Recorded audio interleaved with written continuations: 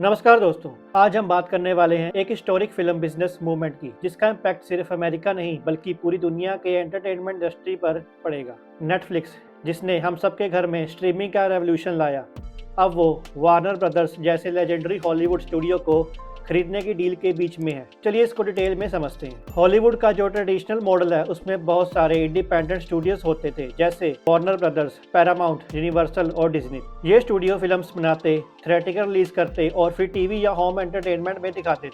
Warner Bros एक century से ज्यादा पुराना नाम है। Harry Potter, Batman, friends, game of thrones सब इसके अंडर आते हैं।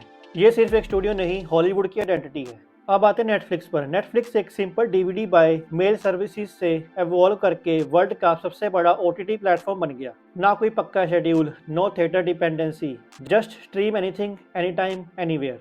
नेटफ्लिक्स ने ग्लोबल ऑडियंस बिल्ड की है और अब वो अपने प्लेटफॉर्म के साथ ओरिजिनल कंटेंट भी प्रोड्यूस करता है। अब सबसे इंपॉर्टेंट पार्ट, डील का नंबर क्या है। रिपोर्ट्स के अकॉर्डिंग नेटफ्लिक्स ने वार्नर ब्रोस को एक्वायर करने के लिए एक cash plus stocks transaction agree किया है, जिसका टोटल वैल्यू है $82.7 बिलियन।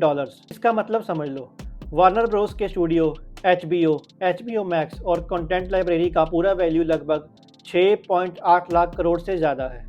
वार्नर ब्रदर्स के शेयर होल्डर्स को पर शेयर $27.5 मिलेगा, जिसमें कुछ कैश है और कुछ नेटफ्लिक्स के शेयर्स भी दिए जाएंगे। दोस्तों, $82.7 बिलियन ये सिर्फ एक नंबर नहीं है, ये हॉलीवुड का एक न्यू एरा स्टार्ट कर सकता है। अब सवाल है कि हॉलीवुड को डर क्यों लग रहा है इस डील से।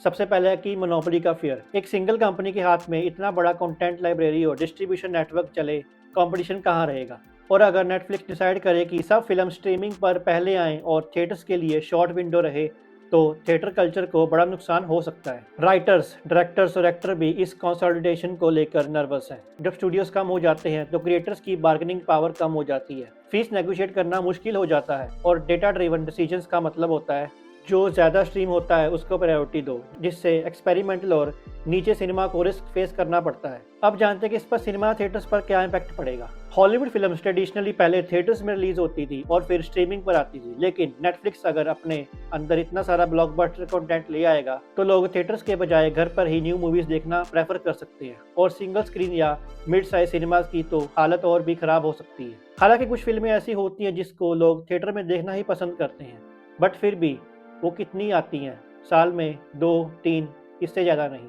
ये डील सिर्फ हॉलीवुड में ही नहीं बल्कि इंडिया जैसे मार्केट्स पे भी बड़ा इम्पैक्ट डालेगी। इंडिया पहले से ही नेटफ्लिक्स और लोकल ओटीटी प्लेटफॉर्म्स का मिक्स देख रहा है। अब वार्नर ब्रोस का लाइब्रेरी भी नेटफ्लिक्स के पास आ गया, तो मोर कंटेंट एक प्लेटफॉर्म पर होगा, सब्सक्रिप्शन पैक्स बदलने का चांस मिलेगा, प्राइस हाइक्स का प्रेशर भी होगा। सब कुछ पॉसिबल है जो कंज्यूमर का डिसीजन चेंज कर सकता है। अब इसमें गवर्नमेंट का रोल देखें तो ये डील कंफर्म्ड तभी होगी जब गवर्नमेंट रेगुलेटर्स और शेयर होल्डर्स अप्रूवल देंगे। कंपटीशन रेगुलेटर्स देखते हैं कि क्या मार्केट में एक प्लेयर डोमिनेंट हो रहा है या नहीं, इसलिए अभी भी लीगल और रेगुलेटरी हर्डल्स काफ़ी बड़ी चीज़ बने हुए हैं।